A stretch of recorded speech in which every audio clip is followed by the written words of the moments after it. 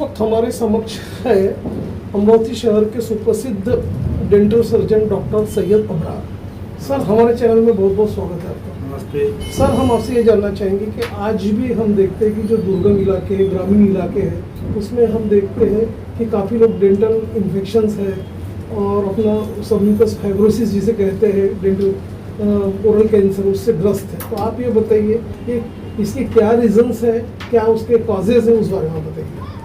सबसे पहले तो सभी दर्शकों को मेरा प्रणाम और मैं आपका आभारी हूँ कि आपने एक बहुत अच्छा मुद्दा, जो कि एक सोशल प्रॉब्लम, मैं तो बोलता है नेशनल प्रॉब्लम बन रहा है हमारा, कि लेकिन पान सुपारी जो है, पान सुपारी का चलन अपने इंडिया में बहुत ज़्यादा कॉमन हो चुका है। आज हर एज का, मेरे अंदाज से 7-8 साल के बाद, 7-8 साल से लेकर तो 50, 60, 70 साल तक के लोग सुपारी खा रहे हैं। कोई लोग सुपारी खा रहे हैं, कोई लोग मीठी सुपारी खा रहे हैं, कोई लोग सुपारी के साथ तंबाकू घोट के खा रहे हैं, कोई लोग अलग अलग प्रकार के फॉर्म में सुपारी तंबाकू का सेवन कर रहे हैं। ये कुछ दिनों बाद एक नेशनल प्रॉब्लम बनने वाला है। मैं इसीलिए आपका आभारी हूँ कि आपने बहुत ही अच्छे मुद्दे पर बात करने के लिए मुझे बुलाया है। और अगर हमारे देश के नौजवान या हमारे देश के नागरिक आगे चलकर किसी एक ऐसे बीमारी से ग्रस्त हो जाते हैं कि जो समझो कि जिसका इलाज बहुत कम पॉसिबल है, जिससे कि कैंसर हो सकता है, जिसको हम प्री कैंसर बोलते हैं, तो जिस देश का नौजवान प्री कैंसर से ग्रस्त हो, वो देश कमज़ोर हो जाएगा। और अगर देश का नौजवान कमज़ोर हो गया तो देश की आर्थिक स्थिति खराब हो जाएगी और देश का विकास रुक जाएगा और देश के आगे बहुत सारे चैलेंजेस खड़े हो जाएंगे। इसीलिए मेरा सब लोगों से, 7 साल की उम्र से लेकर 70 साल तक के लोगों से अनुरोध है कि सुपारी, तंबाकू, खर्रा पुड़ी, इसका सेवन किसी भी फॉर्म में, किसी भी शक्ल में ना किया जाए।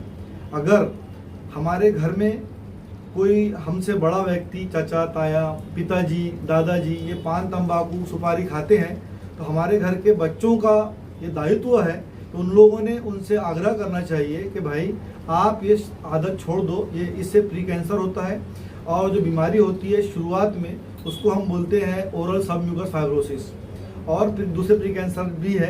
लेकिन ओरल सबम्यूकस फाइब्रोसिस एक ऐसी बीमारी है जो हमारे देश में बहुत ताकत से, बहुत स्पीड से फैल रही है।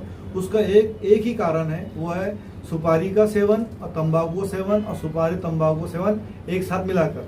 हमारी सरकारों ने डेंटल एसोसिएशन के बोलने पर और मेडिकल हेल्थ एसोसिएशन के बोलने पर तंबाकू सुपारी के मिश्रण पर बैन लगाई है। लेकिन जो बिजनेस क्लास है, जो लोग इसकी मार्केटिंग करते हैं, जो बेचते हैं, जो मैन्युफैक्चरर्स है, वो इतने होशियार है, इतने क्लेवर है। उन्होंने क्या किया, सरकार ने बैन लगाई तंबाकू और सुपारी और चूने के मिश्रण पर।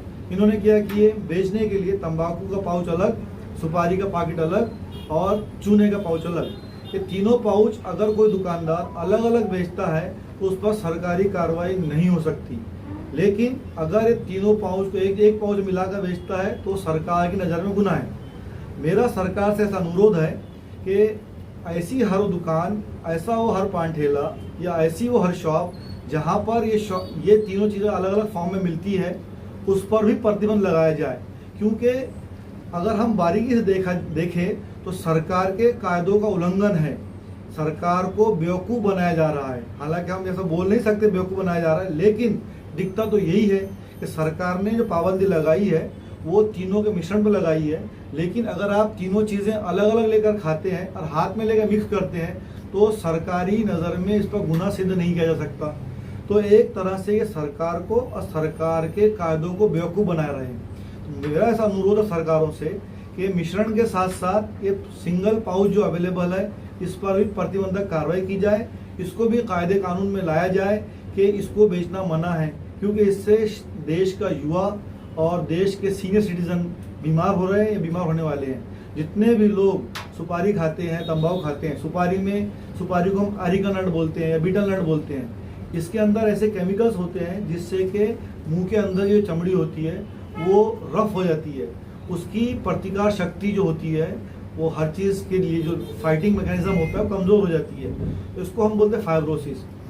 हमारे यहाँ डेंटिस्ट्री के अंदर इसको हम क्लासिफिकेशन करते हैं। इसका मतलब इसको हम विभाजन करते हैं स्टेजेस के अंदर जैसा डॉक्टर रघुनाथन थे, इन्होंने क्लासिफिकेशन दिया है और दूसरे क्लासिफिकेशन आए हैं।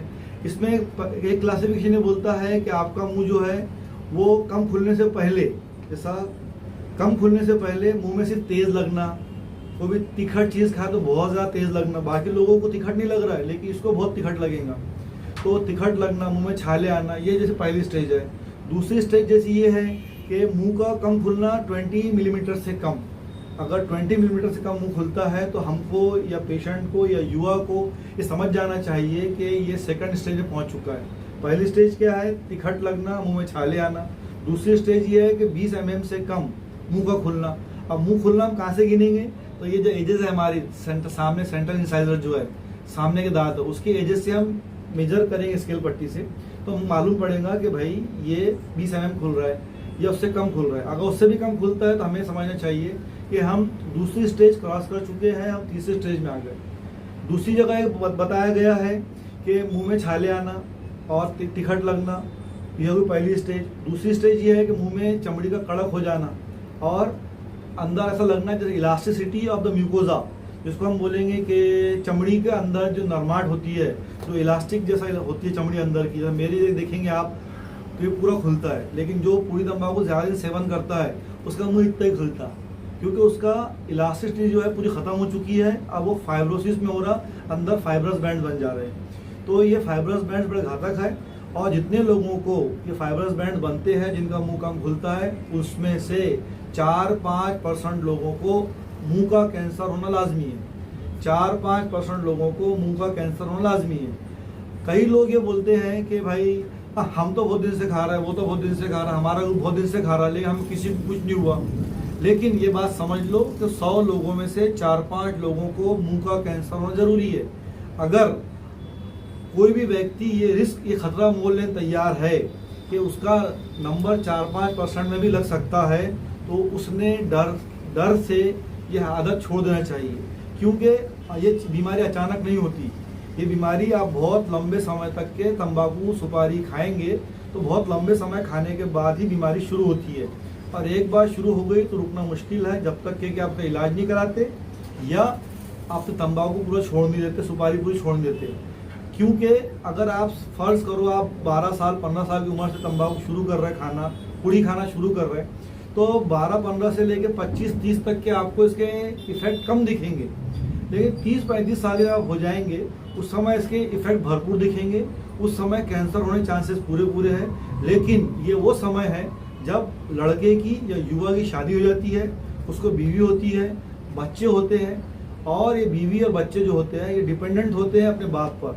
अगर बाप को कैंसर हो गया, उस युवा को कैंसर हो गया 35-40 साल की उम्र में, तो वो परिवार की जो जमा पूंजी है, जो थोड़ी बहुत बच्चों के फ्यूचर के लिए, बच्चों की शादी के लिए, बच्चों के एजुकेशन के लिए जो जमा पूंजी थी, वो पूरी जमा पूंजी इस आदमी के इलाज में खर्चा हो जाती है। मैं सरकार से अनुरोध करूंगा कि वो स्कूल के सिलेबस में भी 7 साल 8 साल 9 साल बच्चों के स्कूल सिलेबस में भी ये बातों को डाले। हिस्ट्री जो होती है उसको हमने बहुत पढ़ाया है, उससे हमको फ़ायदे भी हुए, लेकिन साथ साथ कुछ चीज़ें ऐसी भी होना चाहिए जो डे टू डे लाइफ में काम में आती है। उसमें से मैं बोलूँगा कि तंबाकू, सौंफ, सुपारी, इसके सेवन पर भी 2-4 लाइन अगर बच्चों के सिलेबस में डाल दी जाए तो हो सकता हमारी आने वाली पीढ़ी सुधर जाए और हम इस संकट से और भविष्य में जो आतंकवाद का, वेपन का जो रूप है, इससे हमारा देश बच सके। तो दर्शकों, ये थे डॉक्टर सैयद अबरार, जिन्होंने हमें बताया कि किस तरह से जन जागृति की जाती है और समाज के अलावा उन्होंने सरकार को भी जगाने का प्रयास किया हुआ है। और सेवाभावी व्यक्तित्व की वजह से इनका हमेशा समाज में प्रचार प्रसार हमेशा रहा है। और सर, अबरार सर, आपने अपना समय हमारे चैनल्स के लिए, सर, उसके लिए आपका मैं भी आपका आभारी हूँ। इतना अच्छा मुद्दा लेकर आप आए। मैं सोचता था कि जब मैं पूरी खाते हैं लोगों को देखता हूँ मुझे दुख होता है, लेकिन आपके माध्यम से हो सकता मेरी आवाज़ जो आज तक निकली नहीं थी इस मुद्दे पर, आपके माध्यम से कई लोगों तक पहुँचेंगी। अगर पूरे इंडिया के अंदर, पूरे भारत के अंदर 10-15 लोगों ने भी सुपारी खाना छोड़ दिया, मैं समझूंगा आज का ये सफल रहा। Thank you.